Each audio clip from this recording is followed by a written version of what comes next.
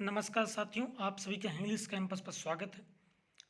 पिछले वीडियो में हमने Madhya Pradesh assistant professor vacancy 2017 का जो पेपर हुआ था उसका 100 क्वेश्चन देख लिया था, कैसे कैसे क्वेश्चन आए थे। अब 100 के बाद 101 से लेकर 200 क्वेश्चन तक इस वीडियो में हम देखेंगे। तो आइए देखते हैं। 101वां क्वेश्चन, आचार्य रामचंद्र शुक्ल ने किस कवि से रीतिकाल का आरंभ माना है? आपके विकल्प हैं मतीराम, केशवदास, चिंतामणि त्रिपाठी और बिहारी। तो जो शुक्ल जी हैं वो चिंतामणि त्रिपाठी से रीतकाल का आरंभ मानते हैं। वो लिखते हैं कि केशवदास से रीतकाल शुरू हुआ, लेकिन जो परंपरा चली 100 वर्षों बाद चिंतामणि त्रिपाठी से शुरू हुई, इसलिए रीतकाल का आरंभ उन्हीं से माना जाना चाहिए। हालांकि बाद में के जो विद्वानों ने केशवदास से ही रीतकाल का प्रारंभ माना है। अगला क्वेश्चन, कौन सी काव्य कृति घनानंद की नहीं है? ऑप्शन है विरह लीला, श्रृंगार शिक्षा, सुजान सागर और रस केलवल्ली। तो इसमें से श्रृंगार शिक्षा जो है वो घनानंद की नहीं है। विरह लीला, सुजान सागर, रस केलवल्ली घनानंद की ही रचनाएं हैं।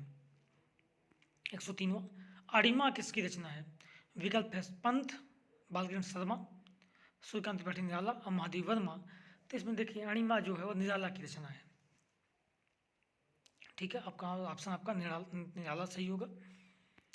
नीरजा के रचनाकार राम कुमार वर्मा, महादेव वर्मा, जयशंकर प्रसाद, सुमित्रानंद पंत। तो जो नीरजा है वो महादेव वर्मा की निहार रश्मि नीरजा नीरजा कविता संग्रह है। तो ऑप्शन बी आपका सही होगा।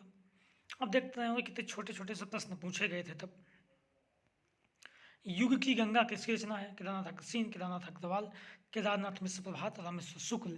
तो युग की गंगा कविता संग्रह जो है केदारनाथ अग्रवाल का है। आगे, आत्महत्या के विरुद्ध किसकी रचना है?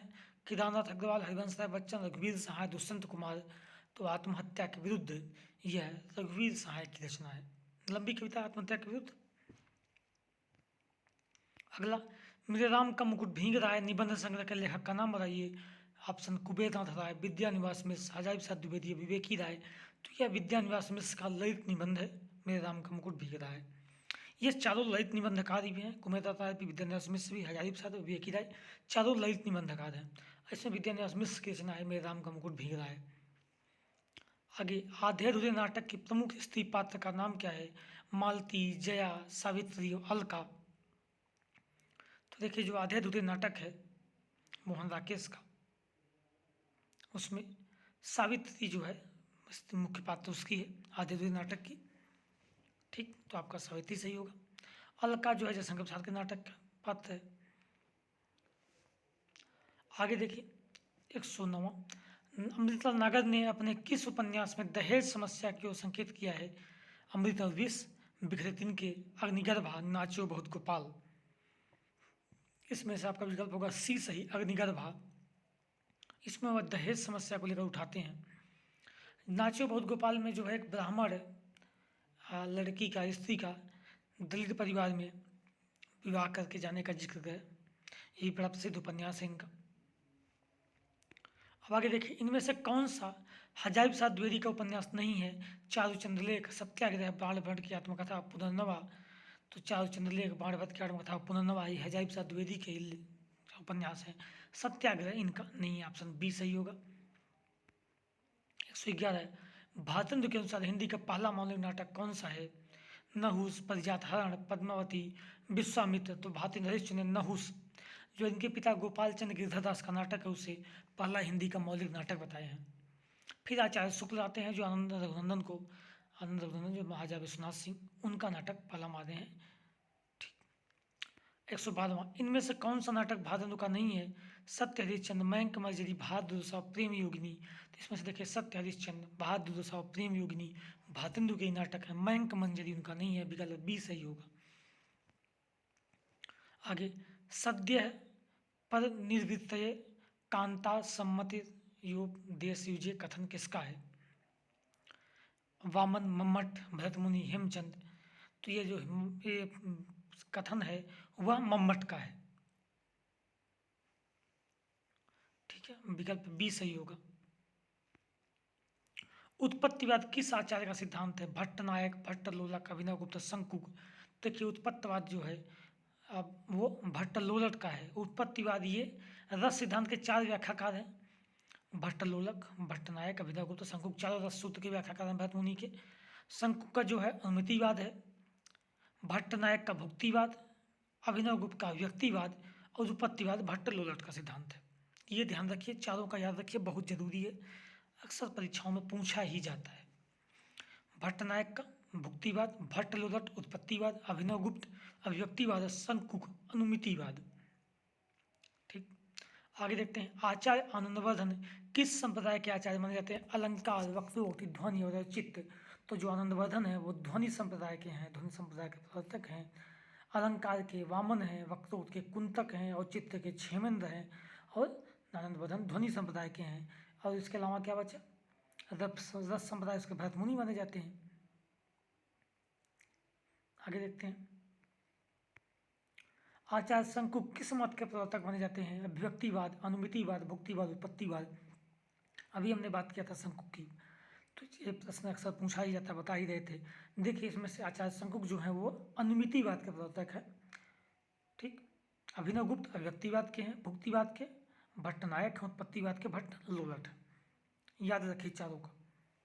अभिव्यंजनावाद के प्रवर्तक कौन है? प्लेटो, क्रोचे, अरस्तु, मार्क्स। तो अभिव्यंजनावाद जो है वो क्रोचे का सिद्धांत है। ठीक, आचार्य शुक्ल का कथन यहाँ से आप जोड़ कर याद कर सकते हैं। आचार्य शुक्ल कहते हैं क्रोचे का अभिव्यंजनावाद भारतीय वक्रोक्त सिद्धांत का विलायती रूप है। ये भी अक्सर परीक्षाओं में पूछा ही जाता है। अब आगे देखते हैं। प्लेटो का देखेंगे तो अनुकरण प्लेटो का था, बाद में अरस्तु ने भी अनुकरण पर काम किया। अरस्तु ने त्रासदी भी है अरस्तु का, विरेचन भी अरस्तु का सिद्धांत है। ठीक है, आगे देखते हैं। किस पाश्चात्य आलोचक ने हमारी मूल्यांकन संबंधी धारणा का संबंध मानसिक उद्योगों से माना है? इलियट, क्रोचे, अरस्तु, ये रिचर्ड्स। तो इसमें आपका विकल्प डी सही होगा, ये रिचर्ड्स। वो हमारी मूल्यांकन संबंधी धारणाओं का संबंध मानसिक उद्योगों से उद्वेग से मानते हैं। अगला, नई कविता और अस्तित्ववाद के लेखक कौन है? हजारी प्रसाद द्विवेदी, रामविलास शर्मा, डॉक्टर नामवर सिंह अज्ञे। तो नई कविता अस्तित्ववाद जो पुस्तक है वो रामविलास शर्मा की पुस्तक है। अगला, हिंदी, पश्चिमी हिंदी की उत्पत्ति किस अपभ्रंश से हुई है? पैसाची, सौसेनी, मागधी, अर्धमागधी। तो देखिए, पैसाची अपभ्रंश, इससे खस बोली का, खस का निर्माण हुआ है, सिंधी। ठीक है, सिंधी का। सौसेनी पश्चिमी हिंदी आती है, राजस्थानी हिंदी आती है और पहाड़ी हिंदी आती है। मागधी में बात करेंगे हम तो मागधी अपभ्रंश जो है वो बिहारी हिंदी निर्माण होती है। असमिया का निर्माण इसी से हुआ है, बांग्ला का इसी से हुआ है। अर्धमागधी में पूर्वी हिंदी मतलब अवधी वगैरह छत्तीसगढ़ी का निर्माण हुआ है। तो पश्चिमी हिंदी जो है वो सौसेनी में आती है। मतलब देखिए, राधा कृष्ण के प्रेम को लेकर कृष्ण भक्ति की जो काव्यधारा चली उसमें लीला पक्ष अर्थात बाह्यार्थ विधान की प्रधानता रही। यह कथन हिंदी साहित्य किस साहित्य इतिहासकार का है? आचार्य हजारी प्रसाद द्विवेदी, डॉक्टर गणपति गुप्त, आचार्य रामचंद्र शुक्ल, आचार्य विश्वनाथ प्रसाद मिश्र। तो ये जो बात है वो ऑप्शन सी आचार्य रामचंद्र शुक्ल का है कि राधा कृष्ण के प्रेम को लेकर कृष्ण भक्त की जो काव्यधारा चली उसमें लीला पक्ष अर्थात बाह्यार्थ विधान की प्रधानता रही। अगला, मेरी भव बाधा हरौ दोहा। आगे देखेंगे, राधा नागर सोए, जातन की झाई पड़े, श्याम हरित दुति होए। ये पूरा दोहा है। ये किस कवि का है? तो ये बिहारी का है, बिहारी बिहारी सत्सई का पहला दोहा यही है, मेरी भव बाधा। राधा की वंदना करते हैं काव्य लिखने से पहले, मंगलाचरण समझ लीजिए, मंगलाचरण है ये बिहारी सत्सई से लिया गया है। मेरे तो गिरधर गोपाल दूसरो न कोई, जाके सिर मोर मुकुट मेरे पति होई। ये पूरा है। ऑप्शन है सूरदास, मीराबाई, बिहारी जैसी। तो ये मीराबाई क्या कि मेरे तो गिरधर गोपाल दूसरों न कोई। मीराबाई कांता सम्मति भाव से उनकी उपासना करती हैं, श्री कृष्ण की माधुरी भाव से, कांता भाव से, पत्नी के रूप, पति मानती उन्हें अपना। कौन सी विद्यापति की रचना नहीं है? कीर्तिपता का कीर्तिलता, पदावती और गीत गोविंद। तो इसमें से देखिए, कीर्तिलता कीर्तिपता का दोनों इनकी अपभ्रंश काव्य हैं देश भाषा के। विद्यापति के पदावली मैथिली की रचना है और गीत गोविंद जो है वो जयदेव की रचना है। इसमें गीत गोविंद विद्यापति की नहीं है। निम्नलिखित में से कौन सा कवि संत कवि नहीं है? दादू दयाल, सुंदरदास, कबीरदास, सिद्धार्थ पाठक। बड़ा आसान सा क्वेश्चन है। सिद्धार्थ पाठक द्विवेदी युग के कवि हैं, बाकी सब दादू, सुंदर और कबीरदास भक्ति काल के हैं।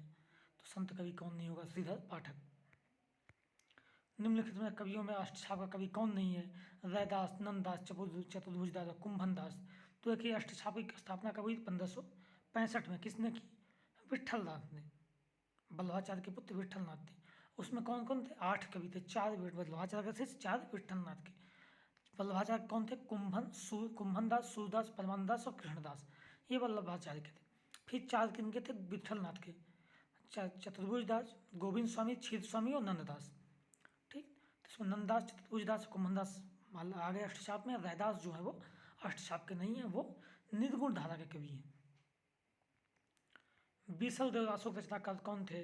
दलपत विजय, नरपत नाल, जगनीक और भट्ट केदार। तो इसमें से देखें, दलपत विजय का खुमार दासो है, नरपत नाल का बीसल देवदासो, जगनीक का परमाल दासो, भट्ट केदार का जय में जस चंद्रिका। ठीक है, तो नरपत नाल आपका ऑप्शन सही होगा, बी बीसल देवदासों के नरपत नाल। अगला देखिए, पद्मावत में निम्नलिखित में किस उल्लिखित राजा रतन सेन कहाँ के राजा थे? चित्तौड़गढ़, बीकानेर, कुंभलनेर, रणथंभौर। देखिए पद्मावत के राजा जो थे रतन सेन, तो चित्तौड़गढ़ के थे, सिसोदिया वंश के। ठीक, चित्तौड़गढ़ के आएंगे राजा रतन सेन। आगे देखिए, आचार्य शुक्ल अनुसार निम्नांकित में से कौन सी रचना तुलसीदास की है? छप्पर रामायण, बरवय रामायण, कड़खा रामायण, दोरा रामायण। तो आचार्य शुक्ल के अनुसार तुलसीदास ने बरवय रामायण की रचना की है, ऑप्शन आपका बी सही होगा। सूरदास कृष्ण भक्ति किस संप्रदाय में दीक्षित थे? चैतन्य संप्रदाय, राधा वल्लभ संप्रदाय, वल्लभ संप्रदाय और सखी संप्रदाय। तो चैतन्य जो सूरदास थे वो वल्लभ संप्रदाय, वल्लभाचार्य की शिष्य परंपरा में, वल्लभाचार्य के पुत्र के शिष्य थे, वल्लभ संप्रदाय में दीक्षित थे। ठीक है, चैतन्य संप्रदाय चैतन्य महाप्रभु का है, राधा वल्लभ संप्रदाय राधा हरिवंश जी का है। ठीक है, सखी संप्रदाय हरिदास जी का है, ध्यान रखिए। आगे, सुजान हित कृपाकंद वियोग बेली किस कवि की रचनाएं हैं? भूषण, भिखारीदास, धनंद और आलम। तो सुजान हित, कृपाकंद और वियोग बेली एक घनंद की रचनाएं हैं। घनंद की प्रेमिका सुजान थी और उसके नाम पर सुजान हित लिखा है। घनंद क्या है? रीत मुक्त धारा के कवि हैं घनंद। मध्वाचार्य का मत कौन सा है? विशिष्ट द्वैतावाद, द्वैतवाद, द्वैताद्वैतवाद, शुद्धाद्वैतवाद। इसमें देखिए, विशिष्टाद्वैतवाद जो है रंगनाथ मुनिया रामानुजाचार्य का है, द्वैताद्वैतवाद निम्बार्काचार्य का है, शुद्धाद्वैतवाद ये वल्लभाचार्य का है और द्वैतवाद मध्वाचार्य का है। ऑप्शन बी सही होगा आपका। संतन को कहाँ सीकरी सुका वातावत जात पनहिया टूटी बिसरी गई हरिनाम। ये बड़ा प्रसिद्ध कथन है, इसमें लोग बहुत कंफ्यूज होते हैं। आपका ऑप्शन है परमानंद दास, कुंभन दास, सूरदास, कृष्णदास।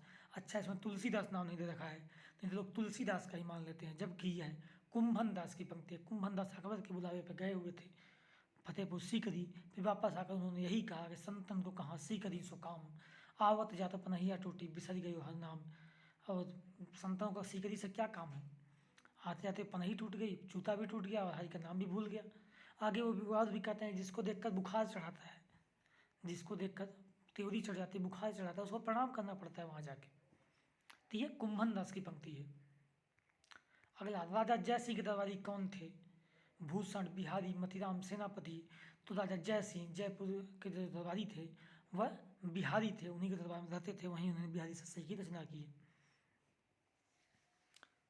अगला, आचार्य रामचंद्र शुक्ल ने छायावाद के किस कवि मधुमयी प्रतिभा और जागरूक भावुकता का कवि कहा है? पंत, निराला, प्रसाद और महादेवी वर्म। तो आचार्य शुक्ल ने प्रसाद को छाया, मधुमयी प्रतिभा और जागरूक भावुकता का कवि कहा है। ऑप्शन आपका सी सही होगा।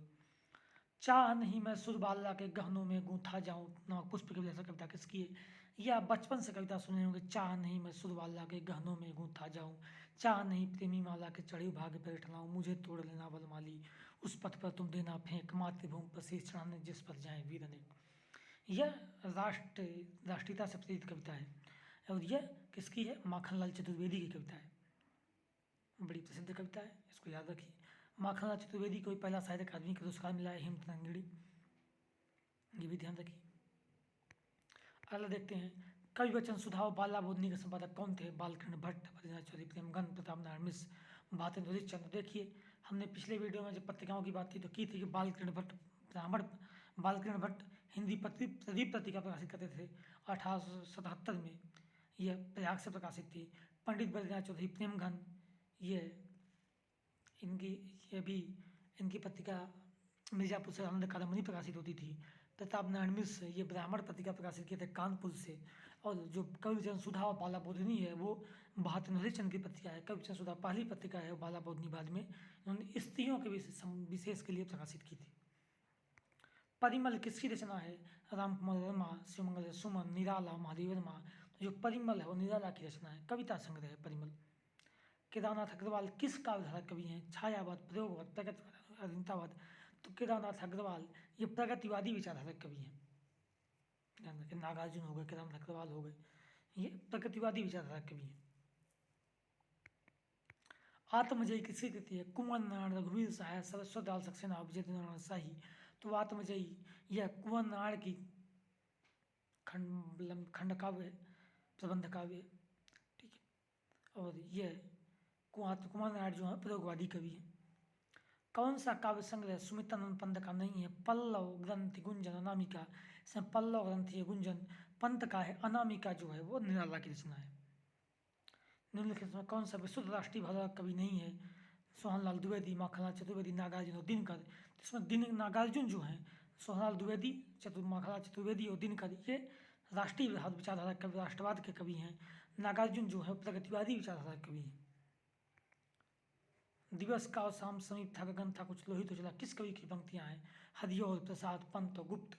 तो ये देखिए जो पंक्ति है ये परिप्रवास उपन्यास से ली गई, परिप्रवास महाकाव्य से ली गई है। दिवस का और शाम समीप था, गगन था कुछ लोहित हो चला। और यह परिप्रवास जो महाकाव्य है वो हरिऔध की रचना है, हिंदी का, खड़ी बोली हिंदी का पहला महाकाव्य है। आगे देखिए, प्रथम रश्मि का आना रंगण तूने कैसे पहचाना, किस कवि की पंक्ति है? पंत, दिनकर, महादेव, शिवमंगल से सुमन। तो यह देखिए जो है रचना प्रथम रश्मि का आना रंगण तूने कैसे पहचाना, यह सुमित्रानंद पंत की रचना है, प्रथम रश्मि। राग दरबारी किस विधा की रचना है? काव्य, उपन्यास, निबंध, रिपोर्टाज। तो राग दरबारी जो है उपन्यास है और ये किसका है? श्रीलाल शुक्ल का है। ऑप्शन बी आपका सही होगा। एक घूंट किसका लिखा हुआ एकांकी है? ऑप्शन राम कुमार वर्मा, सेठ गोविंद दास, जयशंकर प्रसाद, जगदीश माथुर। तो एक घूंट एकांकी जो है वो प्रसाद की है, 1929 संभवतः इसका रचना काल है। साहित्य लोचन किसका लिखा हुआ समीक्षात्मक ग्रंथ है? रामचंद्र शुक्ल, श्याम सुंदर दास, गुलाब राय, महाप्रसाद द्विवेदी। तो साहित्य लोचन जो रचना है वो श्याम सुंदर दास की, ऑप्शन बी आपका सही होगा। जीप पर सवार इल्लियाँ किसका हास्य व्यंग रचना है? रविन्द्रनाथ त्यागी, शरद जोशी, सुदर्शन मजीठिया, नरेंद्र कोहली। तो जीप पर सवार इल्लियाँ जो है वो शरद जोशी का व्यंग है। शरद जोशी मध्य प्रदेश के साहित्यकार थे और मध्य प्रदेश के साहित्यकारों से इस बार भी सवाल पूछने की पूरी अच्छी संभावना है। शरद जोशी तो लगे भी हुए हैं सिलेबस में भी। ठेठ हिंडी का ठाठ किस विधा कृति है? निबंध, समीक्षा, उपन्यास, रिपोर्टाज। जो ठेठ हिंडी का ठाठ है ये अध्याय सिंह उपाध्याय हरिऔध का उपन्यास है, विकल्प आपका सी सही होगा। शिखर की जीवनी कैसा उपन्यास है? जीवनी परक, मनोविश्लेषणवादी, सामाजिक व्यक्तिवादी। शिखर की जीवनी जो उपन्यास है सच्चिदानंद हीरा निवास गेय का है और यह मनोविश्लेषणवादी उपन्यास है, ऑप्शन बी सही है आपका। उषा प्रेमवदा की वापसी किस विधा की रचना है? उषा प्रेमवदा जो है वह इनकी वापसी कहानी जो है कहानी है और ये इनकी कहानी विधा की रचना है जिसमें जगदम्बा बाबू प्रमुख पात्र हैं जो नौकरी से, रेलवे से रिटायरमेंट के बाद घर आते हैं और उसमें वो घर में उपेक्षित महसूस करते हैं, उससे संबंधित एक कहानी है। अरे यावत रहेगा याद अज्ञे किस विधा की रचना है? अरे यावत रहेगा याद आपका विकल्प है डायरी, संस्मरण, रेखाचित्र, यात्रा वृत्तांत। तो यह यात्रा वृत्तांत है। अरे यावत रहेगा याद, यह भारतीय संदर्भ में है। इनका एक यात्रा वृत्तांत है, एक बूंद सहसा उछली, वो विदेशी संबंध में है। कौन सा उपन्यास नरेश मेहता का नहीं है? दो एकांत, अनदेखे अनजान पुल, डूबते मस्तूल और प्रथम फागुन। इसमें दो एकांत, डूबते मस्तूल और प्रथम फागुन नरेश मेहता की रचनाएं हैं। अनदेखे अनजाने पुल इनकी रचना नहीं है। काव्य आदर्श का रचनाकार कौन है? आचार्य विश्वेश्वर, वामन, दंडी, भरत मुनि। तो जो काव्य आदर्श वह दंडी की रचना, दंडी लगभग 7वीं शताब्दी के आसपास के रचनाकार हैं, काव्य शास्त्रकार हैं और ये दंडी की रचना है काव्य आदर्श। प्राकृत पेंगलम किस शास्त्र का ग्रंथ है? अलंकार शास्त्र, ध्वनि शास्त्र, छंद शास्त्र, भाषा शास्त्र। तो जो प्राकृत पेंगलम है वो छंद शास्त्र का ग्रंथ है, आप विकल्प सी सही होगा।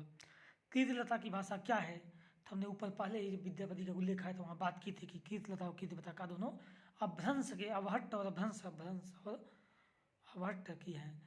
तेसिल बना सब जन मिठा ते सन जब हों अवहट्टा, यह कीर्तलता के संबंध में विद्यापति कहते हैं, तो यह अवहट्ट का है। उलट बांसियाँ किसने लिखी हैं? कबीर, तुलसी, सूर और रहीम। तो देखिए उलट बांसियाँ किसने लिखी हैं? कबीरदास जी ने लिखी हैं, तो विकल्प ए सही होगा।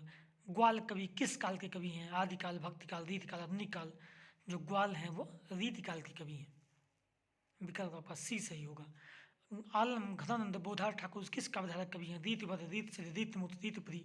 तो रीतिप्रिय जैसा कोई काव्यधारा है नहीं। रीतिबद्ध, रीत सिद्ध, रीति मुक्त, यह रीतिकाल की 3 प्रमुख विचारधाराएं हैं, जिसमें रीतिबद्ध में केशवदास आते हैं, पद्माकर आएंगे, ठीक है, सेनापति, मतीराम, ये सब रीतिबद्ध में आएंगे। रीत सिद्ध में बिहारी आते हैं और रीति मुक्त में घान, बोधार ठाकुर, आलम और द्विजदेव आते हैं। उन्होंने रीट की परिपाटी से कोई काम नहीं किया, रीत में बधी परिपाटी से लक्षण लिखे ने काव्य ग्रंथ इन्होंने स्वच्छंद रूप से लिखा हुआ है। और यह जो विभाजन किसने किया? आचार्य विश्वनाथ प्रसाद मिश्र का विभाजन है ये, रीतिबद्ध, रीत सिद्ध, रीति मुक्त का। ऐसे जो मैं जानता हूँ कि जय है तू विषय के संग, ऐ रे मन मोरे हाथ पाए तेरे। तो किसका कथन है? देव भूषण मत राम चिंतामणि। तो यह जो कथन है यह देव का, इसको याद कर लीजिए, बड़ी विचित्र सी लाइन है ये। ऐसे जो मैं जानता हूँ कि जय है तू विषय के संग, ए रे मन मोरे हाथ पाए तेरे। तो देव की पंक्ति है। हिंदी साहित्य के संदर्भ में गा सदतासी का किस रूप में उल्लेख किया जाता है? काव्यकार, निबंध का, समालोचक, इतिहासकार। तो जैसे कि गा सदतासी इतिहासकार के रूप में पहला इतिहास ग्रंथ इन्हीं का था। इस्तवाज लाल तोरे हिंदू, ये हिंदुस्तानी नाम से फ्रांसीसी भाषा, फ्रेंच भाषा में लिखा गया था। लोकनायक वही हो सकता है जो समन्वय करने का पास धैर्य लेकर आया हो, उसका सदा काव्य संबंध की चेष्टा है। इन पंक्तियों को लेखक कौन है?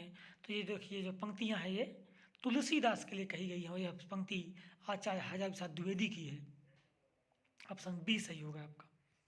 न कोई छोटा न कोई बड़ा है मेरे लिए, आदमी हर एक जूता है, यह किसकी पंक्ति है? तो यह पंक्ति जो है मोचीराम कविता से, मोचीराम कविता धूमिल की है। ऑप्शन ए सही होगा आपका।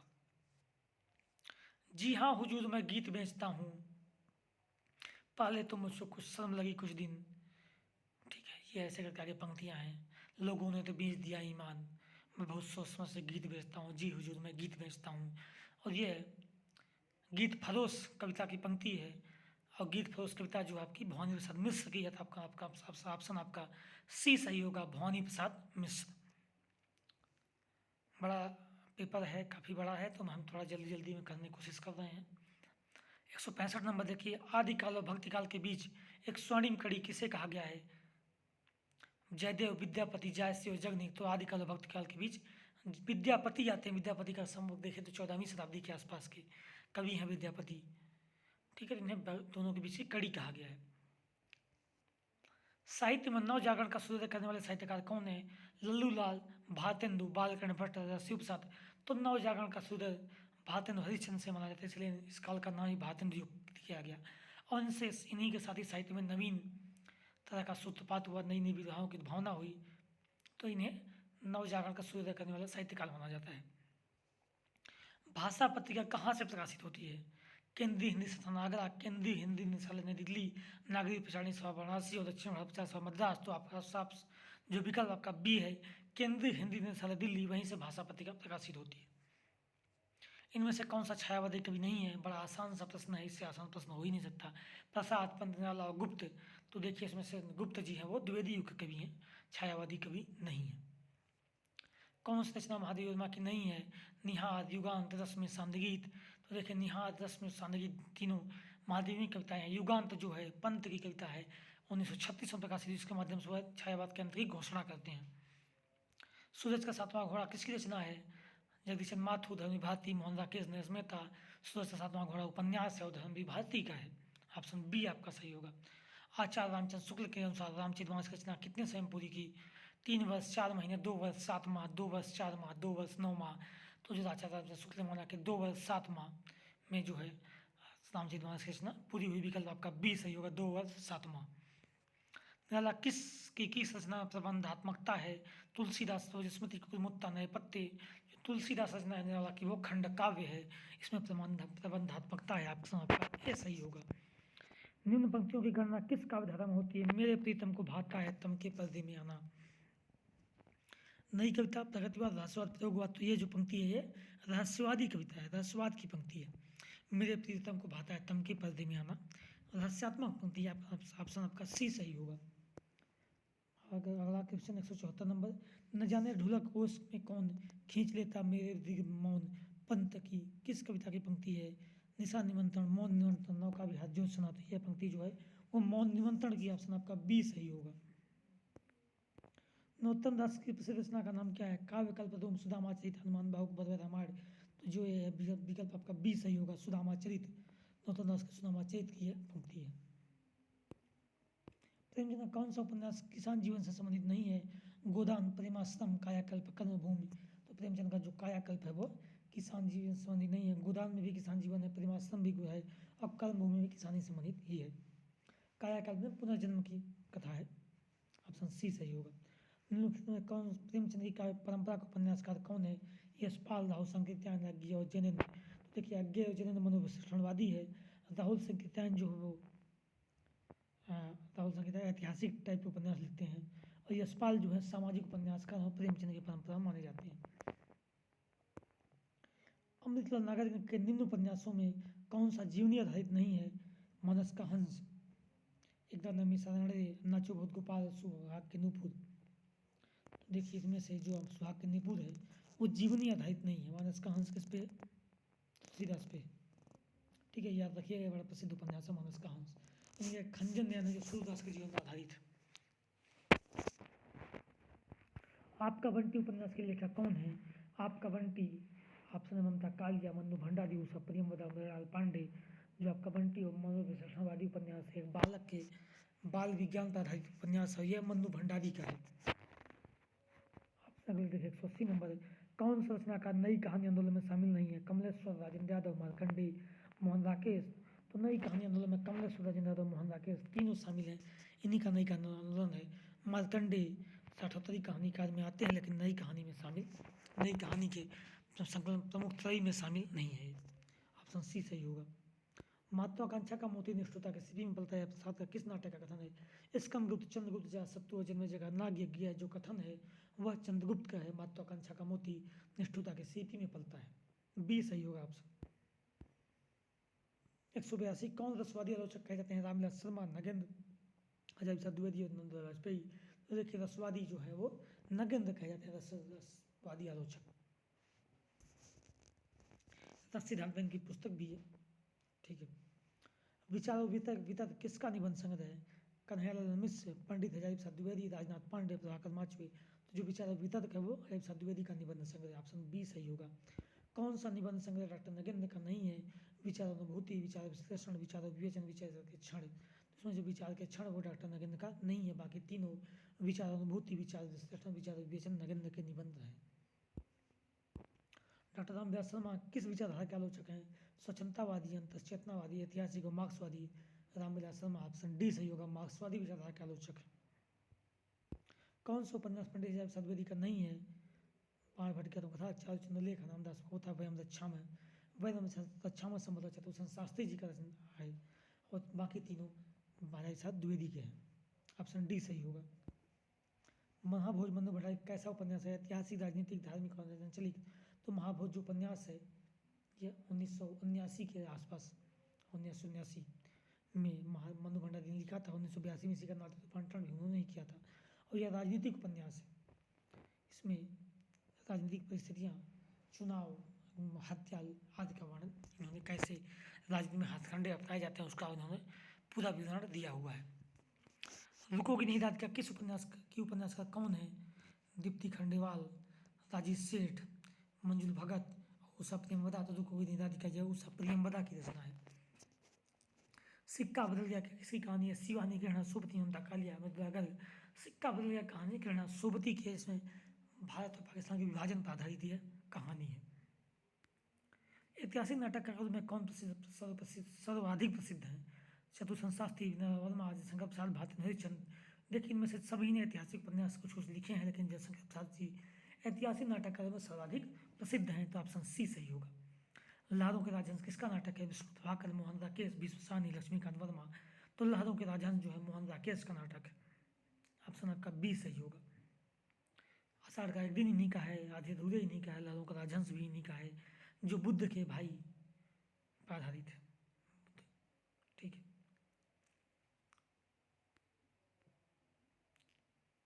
अगला देखिए, कौन सी आत्मकथा हरिवंश बच्चन की नहीं है?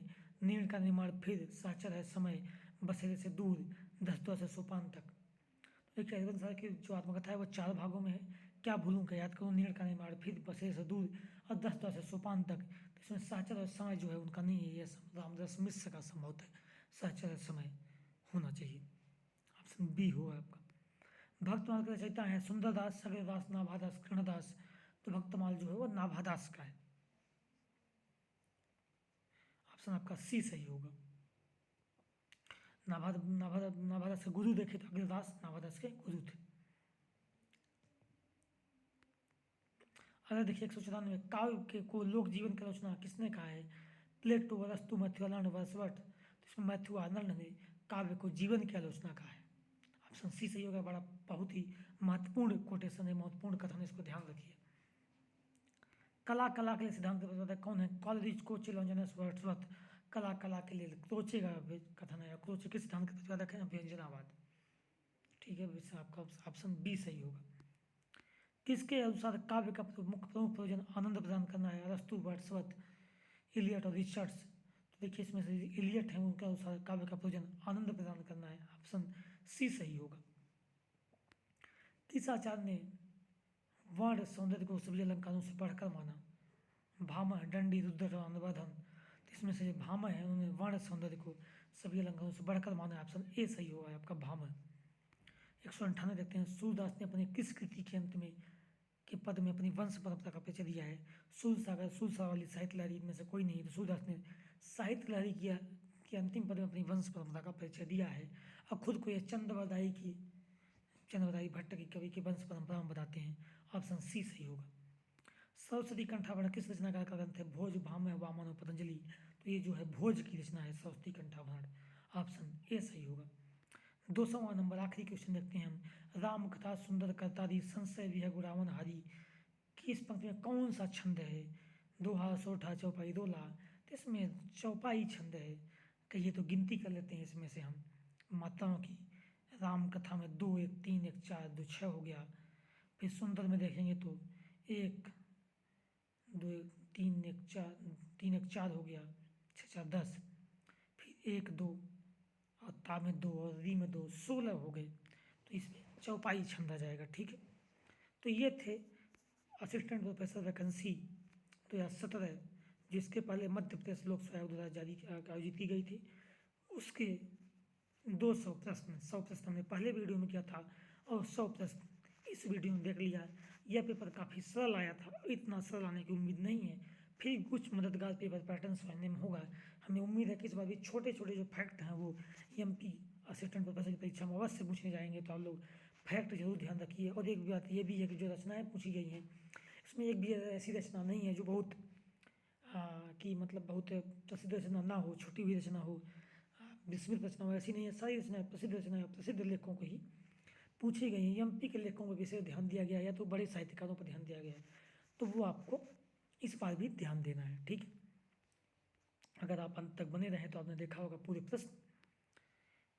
तो अब हम बाकी और कुछ प्रश्न देखेंगे, तो सिलेबस की कुछ और बातें अगले वीडियोज में करेंगे। ठीक है, यह असिस्टेंट प्रोफेसर एग्जाम 2017 का पेपर था। धन्यवाद।